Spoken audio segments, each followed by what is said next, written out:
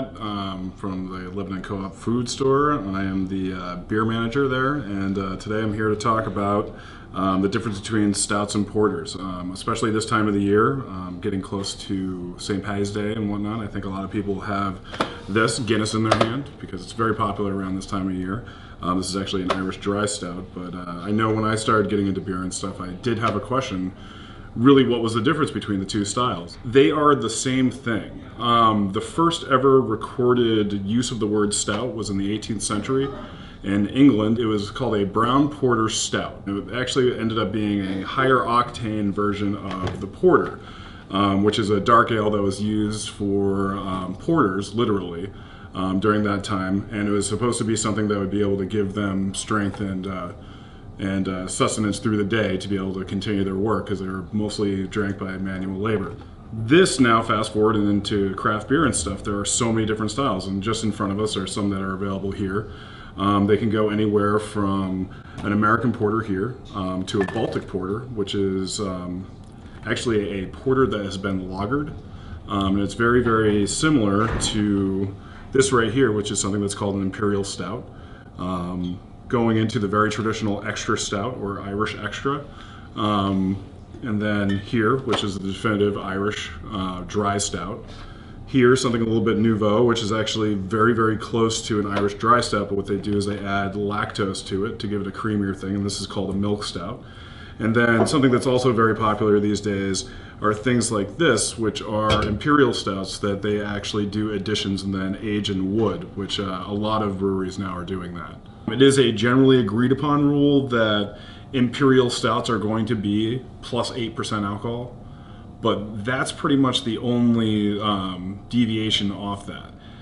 Porters and stouts are whatever the brewer wants to call it, and it's really a porter for one can be a stout for another. It's actually one of those things that though stouts came from porter so many hundreds of years ago, now there's really no difference between the two except of A, what the brewer wants to name it, and B, what the marketing department of that brewery wants to label it.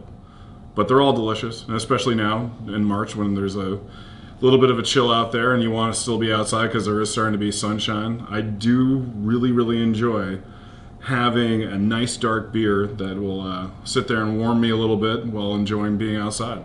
My personal recommendations for good dark ales that are really, really enjoyable for me to drink, I would say one of the best Baltic porters I've ever had comes right out of the Granite State in Hampton. Smutty Nose's Baltic porter is absolutely delicious. Now it's year-round for the first time. It started about 2 years ago that they made it year-round. It was only a seasonal item, and this right here is probably one of the best Baltic porters I've ever had. If you were looking for something a little bit bigger, this right here from Oscar Blue out of Colorado and now North Carolina is 1050. It's an imperial stout. Big, creamy, chocolatey and coffee notes. Very, very nice. Real easy drinker. Another really, really nice one, which is a little bit on the lighter side, and not to go give it up for Guinness, because also the Guinness draft is very, very light, is actually this. Left Hand's Nitro Milk Stout. What they do is they actually introduce nitrogen into the brew, which actually is the same thing that Guinness does, and it actually gives it a very creamy mouthfeel, and the milk actually gives it a very sweet, almost desserty finish, which I really, really like.